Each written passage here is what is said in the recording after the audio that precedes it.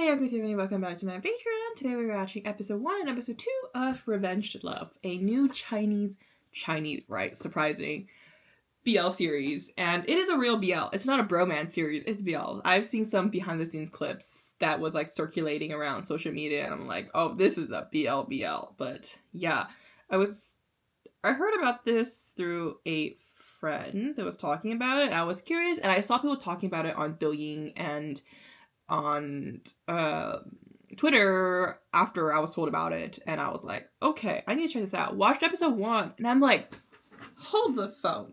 Why is this so similar to what I've seen, something I've seen before? Went to MDL, found out it is a remake of the Chinese BL that came out in 2015? 15. Counterattack, which is based on the novel Counterattack, and I was like, that series was a guilty pleasure of mine because the ending was so satisfying. If it's like, okay, character development for this character and the way that it just like, the self-love that he produced was like, oh my god, what a king. What a king, and I really love it. Sadly, you can't really find Counterattack anywhere anymore.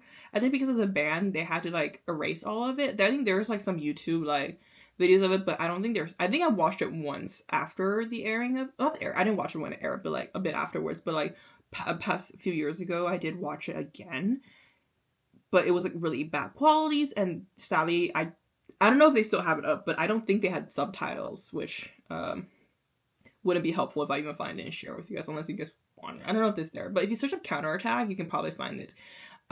Yesterday, when I was scrolling through Douyin, I found that the author I think the screenwriter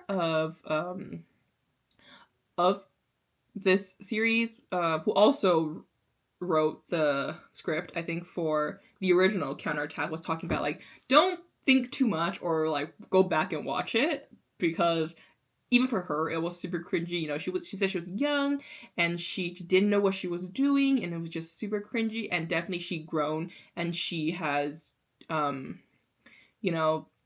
developed her skills and became more mature. So yeah, there was some issues. I think every like classic Chinese BL in the early 2010s were a little problematic in many different ways.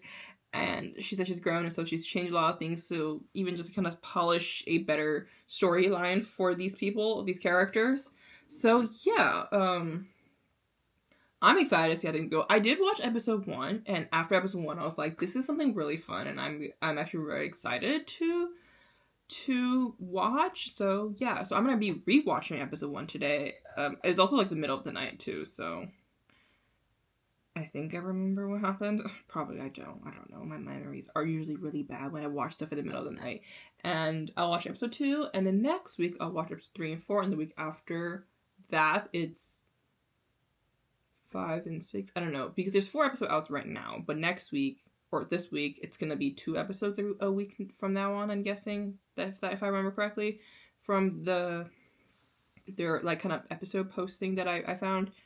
But yeah, we're going to be a week behind. That's what I'm saying. But yeah, I'm excited to see how things are going to go. So without further ado, let's watch episode 1 and 2 of Revenge to Love.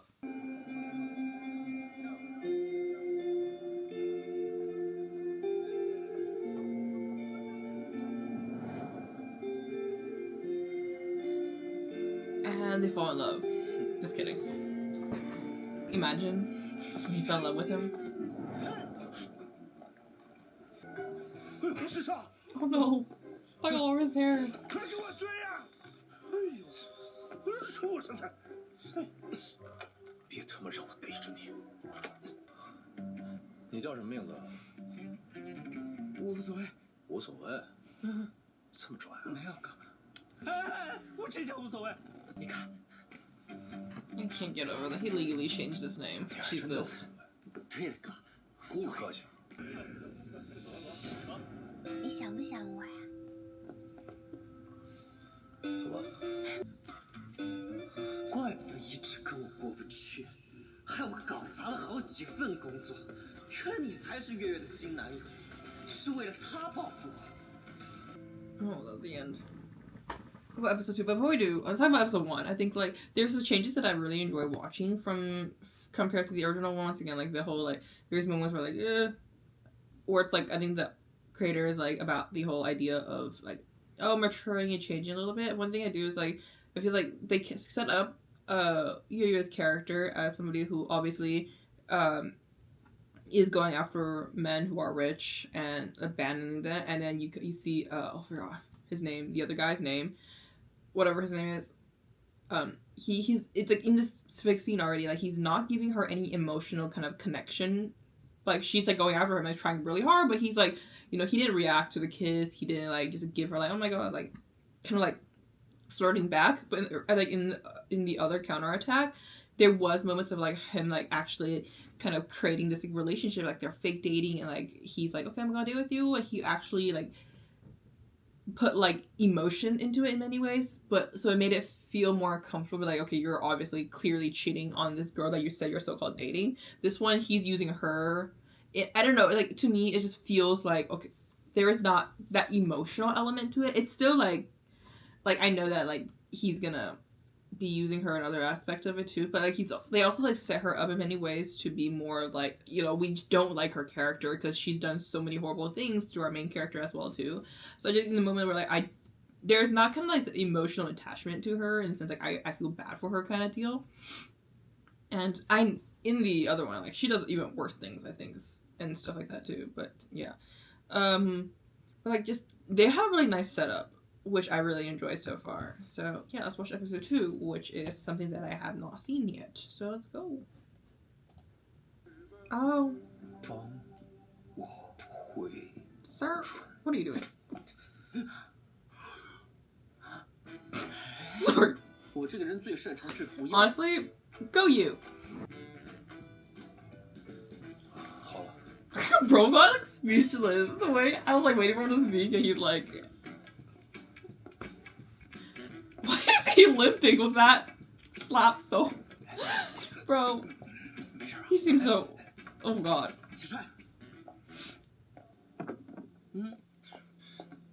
要干嘛？他不可能随便吃别人给的东西的。 Oh, it's gonna work. Oh, look at that! Oh, look at that! Called it. 怎么样？攻略了这么久，也该有个结果了。 But it's just so like stereotypical and like. 是不是还在进行你的迂回战术？ I think I said this about Reset too. Like, you know how Reset, I talked about how like it's so it works right. It's so kind of like cringy-esque, but it works right now because that kind of thing is popular now, and it's something that because we are coming back into the era of we're enjoying these very cringy cliche like web drama style stuff, that like having shows like Reset with that idea and like that kind of artistic style, and now in this one too, kind of that artistic style, that like bossy, you know, a little bit toxic and like ignorant kind of character showing up too. It's like it works because it's what we're like into these days again, I guess, right? Like, you know, we don't really care much about like those, like, yes, we still really enjoy watching those shows that are like more deep and more realistic, but having this like over the top kind of storyline and character, we're all into it again for some reason. It's like it's coming back around, and it works. I think like if they made this series a few years ago, people will be complaining because like oh my god, it's another one of these classic stereotypical rich guy who is doing whatever he wants and not caring about people's feelings and being toxic. But like right now, yeah, give me a toxic man. I'm done. There's so many green flags in BL already. Give me a toxic man. 该进的时候进，把感情铺垫做足，到时候才能全身而退啊！我说，我的目的是钓他，不是追他。 Okay, so that's our reaction to episode 1 and episode 2 of Revenge Love. We obviously talked about episode 1 already, so I'll just talk about episode 2. Yeah, just, I think, more development between the characters and the use of his tactics to get closer to 10 and everything. And I think this is crazy. I don't fully get what he's trying to do with the snake thing, but what I got was like he bought snakes that were like already sick, wasn't gonna survive, and he wanted him to get revenge for him to kind of like take an emotional kind of connection with Shishin or something like that. So yeah, it's funny because like I can't. It's really hard for me because like I have not seen the episode, yes, but I know the story pretty well because I've seen the original one, and it's so far pretty similar in sense of like the broad aspect of the things is pretty similar, like going out doing a bunch of different things to go after him, but like for like remember the snake thing and a few other like events that's happening aren't like the original one. Like this one is like more, and the speed of things are a lot faster than the original too. So yeah, so it's like I'm like I know the story, but like I'm also like seeing new things as well too. But at the same time, it's hard for me to kind of like say things. I want to like say a few things that like okay, like it's gonna affect the reaction, or like even maybe like things that you have not seen in episode 3 or 4. Haven't seen 3 or 4 yet, but like maybe I'm gonna say something that's supposed to be like down the line and it's not present in episode 3 or 4, and so it's kind of hard for me to just like kind of say what I really want to say. But like if I do spoil anything, I do apologize. I generally don't know what's gonna happen next, and what have you guys seen so far? So yeah. But like overall, I think the acting is pretty good. I think once again, like the whole idea of like the cliche kind of storyline is very like, you know, intriguing to me. But the actors, I don't know any of the actors. Actually, we'll just search it up. I don't know any of them. They all seem like new actors. What's his name? Tian Xuning. Oh, he's done a lot of stuff before. Have I seen him in anything?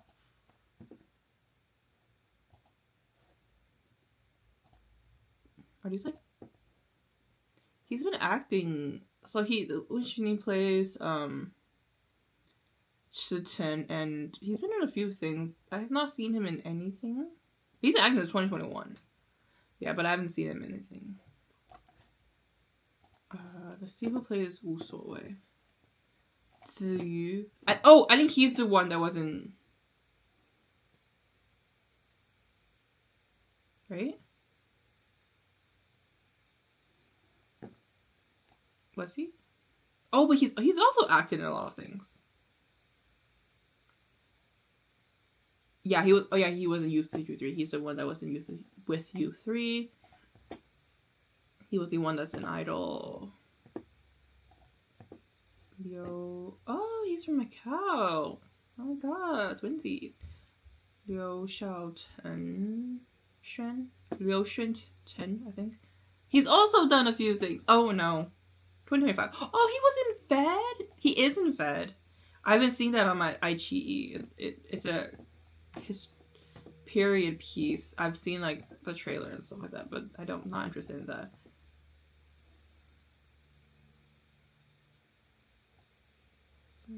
They're all like done a lot of works before, so like okay, that makes sense. They're pretty good at acting, but I've just never, honestly, in the past few years I've been slowing down on my Chinese dramas. There's like time periods where I binge watch a lot of Chinese dramas, but like in like the different thing about me watching Chinese dramas and watching like Thai dramas or Korean dramas, like I don't research the actors as much when I'm watching Chinese dramas too, because like the actors, like we'll see like the same actor in like 4 or 5 different dramas as mains, and then like they'll disappear, like their like hype is over, and there's a next group of like Chinese actors. So like I just given up on like learning names, and there's also like so many other like there's like people who act in like from bigger company shows and like smaller company shows, and it's like there's everywhere. So like I don't really pay attention to who they are unless like there's like there's a few of them who I actually really enjoy watching them, so I'll learn their names and go specifically like Kanjin, for example. I've